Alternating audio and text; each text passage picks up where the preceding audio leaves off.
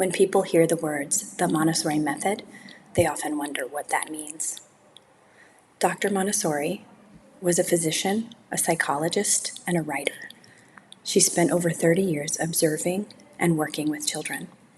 She wrote many books on her observations and scientific research on child and brain development. These studies are the basis of how she developed her way of teaching.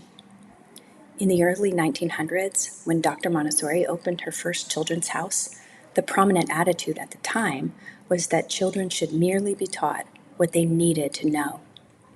And Dr. Montessori observed that children wanted independence. They wanted to learn a lot more.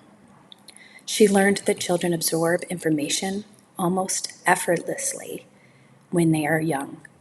Montessori thought that children are capable of achieving at a much higher level as long as they are taught at their individual pace. She raised the bar, and the children proved that the Montessori method worked.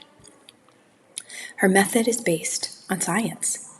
She even had a classroom designed with an observation deck so teachers in training could observe children working in the morning work period. Her method prescribes that teachers should customize the individual curriculum for each individual child based on their interests and at their own level and pace.